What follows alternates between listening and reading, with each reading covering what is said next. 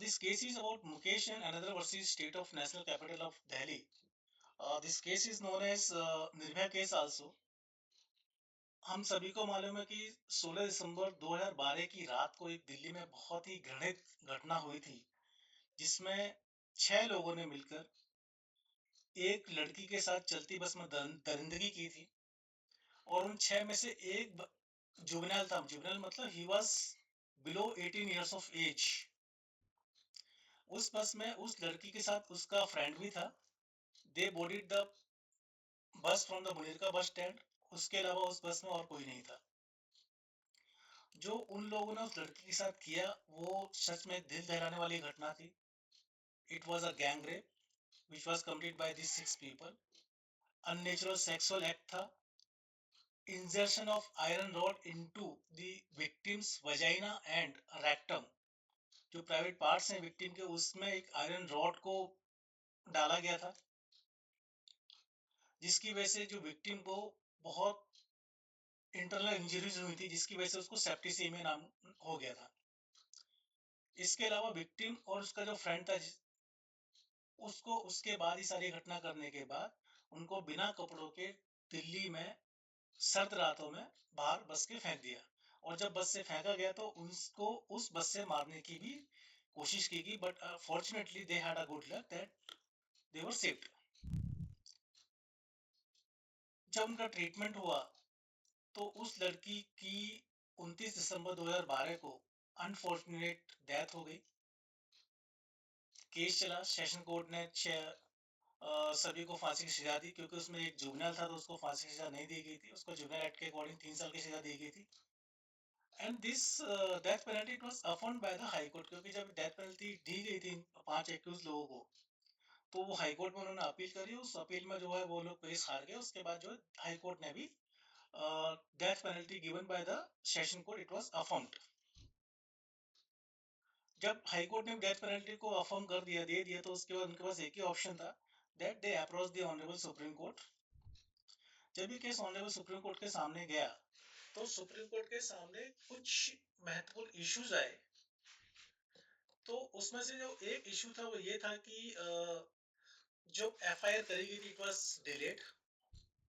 जब एफआईआर को जब डिले किया गया तो क्या जो प्रोसिक्यूशन का केस है, क्या इससे प्रोसिक्यूशन का केस कमजोर पड़ जाता है? पहला इशू ये था।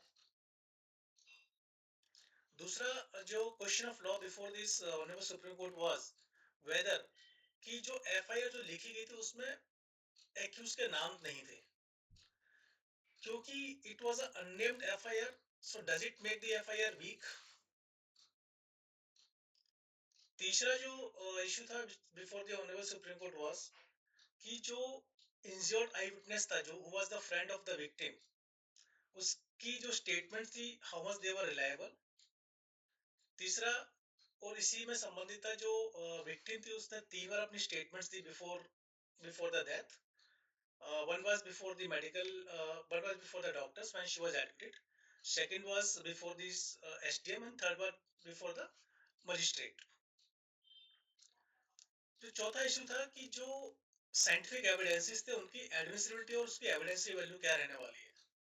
कि जो डीएनए बस में मिला, जो DNA private parts of victim के पास मिला, और जो डीएनए कपड़ों में मिला, बस जो इंसिडेंट ऑफ जो प्लेस ऑफ इंसिडेंट था वहां पे मिला, उनकी एविडेंस वैल्यू और उनकी वेदर दे वर एडमिसिबल। अगर एडमिशन है तो उनकी एविडेंस वैल्यू कितनी है। ओडोंटोलॉजी, बिकॉज जब किसी विक्टिम के साथ फोर्सफुली कुछ एक्ट किया गया, विक्टिम ने उनको काटने की कोशिश की। जब काटने से किया, उसके जो ओडोंटोलॉजी, इसको बाइट मार्क्स, उसको मैच करने की कोशिश की, उसकी एविडेंस वैल्यू कितनी थी। और जो सेक्शन 27 एविडेंस एक्ट है, उसमें सेक्शन 27 एविडेंस एक्ट में क्या रहता है कि अगर एक्यूज जो है क्रिमिनल केस के अंदर, उनकी इंफॉर्मेशन से if something is found which is relevant to the case, तो जो इंफॉर्मेशन है it would be considered as true and it would be admissible in the court. It would have a evidentiary value. So this is what the section 27. तो DNA evidence, bite marks और section 27 इनकी admissibility and evidentiary value क्या थी। पांचवा जो issue था, weather criminal conspiracy थी क्या, क्या उन पे चार्ज 120 बी आईपीसी लगा सकते हैं? अगर जब क्रिमिनल कॉन्स्पिरेसी जब लगाई जाती है तो उसमें क्या होता है कि अगर 4 या 5 लोग ने कुछ क्रिमिनल कॉन्स्पिरेसी करी, तो अगर एक बंदे ने कोई एक्ट किया है तो it would be considered that other were also others also participate into that act. Six issue था whether the case fell into the rarest of rare case. इसमें दो फैक्टर्स होते हैं, one is the aggravating factor, second is the mitigating factors, so I will let you know later. Six issues, जो six important issues: delay in FIR, unnamed FIR, accused के नाम नहीं थे, reliability of the multiple dying declaration and the statement of the eye witness. Fourth, admissibility and evidentiary value of DNA samples, odontology bite marks, and the Section 27 of the Indian Evidence Act. पांचवा, criminal conspiracy 120B is applicable or not, and sixth, whether it is a part of the rarest of rare case or not.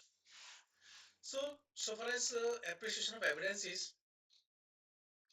तो जो injured witness था, who was the friend of victim, court ने ये बोला because he was injured, so he has got a higher evidentiary value. उसकी जो statement है उसका evidentiary value बहुत ज्यादा है, and it is unquestionable because उसको injury आई है तो he was present and he could see everything with his eyes.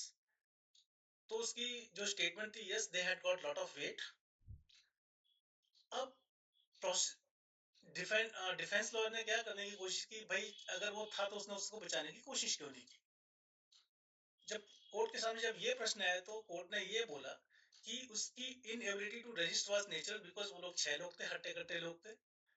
इसके अलावा उनके पास वेपन्स थे लाइक आयरन रॉड, तो रजिस्ट करना थोड़ा मुश्किल था. दूसरा जो स्टेटमेंट था डिफेंस लॉयर का वो ये था कि he was acting in a objectionable manner with the lady, with the victim. तो such kind of allegations or such kind of supporting statements in favor of the accused, they were ignored by the Supreme Court because Supreme Court said that these are immaterial. कि जो victim है और उसका जो friend है, how they were sitting, वो लोग क्या कर रहे थे, it was immaterial. उसका इस इंसिडेंट से कुछ लेना देना नहीं है. फिर आया डाइंग डिक्लेरेशन पर. सुप्रीम कोर्ट ने डाइंग डिक्लेरेशन में क्या बोला कि जो डाइंग डिक्लेरेशन थी उसकी एविडेंशियल वैल्यू कितनी है. इस केस में 3 बार dying declaration, multiple dying declaration statements हुई. पहला, जब विक्टिम को she was admitted in the hospital before the doctors. Second, dying declaration statement before the SDM. And third, the dying declaration statement before the magistrate. जो magistrate के सामने dying declaration statement था, it was by way of gestures and notes. Basically she could not speak. तो जब वो बोल नहीं सकती थी, बिकॉज इसका मतलब ये है कि उसकी हालत बहुत ज्यादा खराब हो चुकी थी, even she could not speak. So court ने ये बोला कि dying declaration need not be verbal. जरूरी नहीं है कि वर्बल तरीके से बोला जाए, आप जेस्चर्स और नोट से भी आप डाइंग डिक्लेरेशन स्टेटमेंट्स के मीनिंग को निकाल सकते हैं. वीडियोग्राफी मैंडेटरी नहीं है. और तीसरा था कि multiple dying declarations are valid if they are consistent, if they are voluntary, and third, they are corroborated by medical and scientific evidences. Scientific evidence उसको कोरोबोरेट करती है, मेडिकल एविडेंसेस उसको कोरोबोरेट करती है, कंसिस्टेंट है. ऐसा नहीं एक बार मैंने ये बोला दूसरी बार ये बोला. और तीसरा क्या है कि दे वर कंसिस्टेंट, दे वर वॉलंटरी, किसी के फोर्स करने पर नहीं हो रही थी ये चीजें. So the dying declaration of the victim, they were considered valid. इसमें एक पहलू और था कि मेडिकल एंड साइंटिफिक एविडेंसेस, क्योंकि जब जो डीएनए मिला था विक्टिम की बॉडी पे, विक्टिम के शरीर पर, जो डीएनए मिला एक्यूज के शरीर पर, जो डीएनए मिला आयरन रॉड पे, जो डीएनए मिला बस के इनसाइड में, इंटीरियर में, तो वो DNA it was telling the complete story that it has happened. और defence failed to prove that these evidences they were tempered by the prosecution or they were of the lack, means they were of the poor quality which cannot be considered. So defense failed to show tampering नहीं थी, और जो quality of evidences थी, they were very good and they were not good. So इसमें ये बोला कि DNA evidence is reliable. DNA evidence विश्वसनीय है जब तक कि उसको convincingly रिब्यूट ना किया जाए.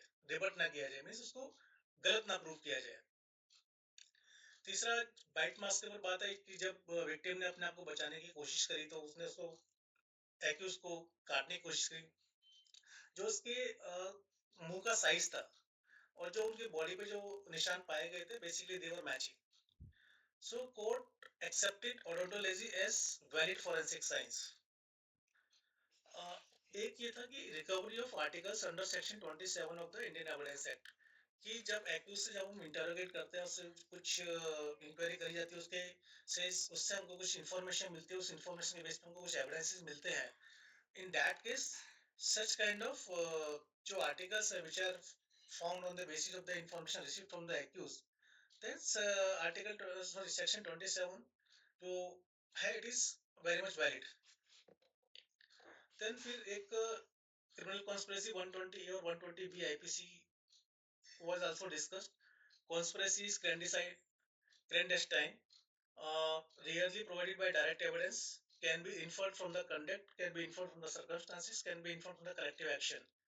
So application to the facts, accused acted in concert from the moment victims boarded the bus, क्योंकि जब एक लड़का और लड़की बस में चले उसके पास जो accused थे उन्होंने पहले से ही सोच के रखा हुआ था कि they are going to do such kind of act. Gang rape हुआ इसमें कोई शक नहीं है। अब बात आती है कि sentence whether it is a rarest of rare case or not, तो इसमें दो तरह के फैक्टर्स हैं, one is the mitigating circumstances, second the aggregating circumstances. जो मिटिगेटिंग सर्कमस्टेंसेस है उसमें क्या होता है कि जो एक्यूज है उनकी यंग एज के बारे में देख के फैसला किया जाता है, फैमिली बैकग्राउंड क्या है, उसके रिफॉर्मेशन के चांसेस कितने हैं, कंडक्ट इन सोसाइटी समाज में कैसा उसका बिहेवियर है। जो एग्रीवेटिंग फैक्टर्स हैं कि उसने किस तरह का एक्ट किया है, whether it was a sadistic sexual violence कि प्लेजर के लिए सेक्सुअल वायलेंस किया गया, आयरन रॉड को यूज किया गया, total disregard for the human dignity, crime shock collective conscience of the society. तो इस सब फैक्टर्स को जब कलेक्टिवली मेजर किया गया, देन द एग्रीवेटिंग जो सर्कमस्टांसेस थे they overwhelmingly outweigh the mitigating factors में। जो मिटिगेटिंग फैक्टर्स है they were of the less weight, however the जो aggravating circumstances they were of the high weight. So that's why the death penalty was confirmed. It was considered as the rarest of the rare case. तो जब ये supreme court में case गया, तो जब supreme court में case जाने का बेसिकली डिफरेंट स्टेजेस होती है। पहला है कि review petition, yes review petition was filed and जो एक्यूज थे they lost into this review petition. उसके बाद क्यूरिटी पिटिशन भी फाइल करी गई थी।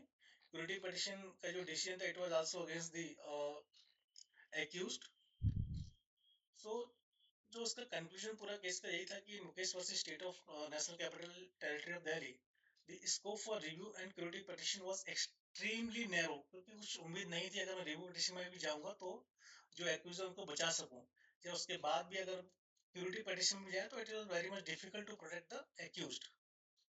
सो all the accused they were hanged till death except one who was juvenile. He was given the punishment as per the juvenile act, means 3 years की punishment थी। और इसमें एक law बनाया गया था कि a person who is less than 18 years of age, however he is more than 16 years of age, तो मतलब 16-18 साल के बीच की उम्र है, but उसका जो crime है it is of heinous nature, in that case it would be considered as if he was a adult at the time of crime. So this was the conclusion. Mukesh and another versus state of NCT Delhi.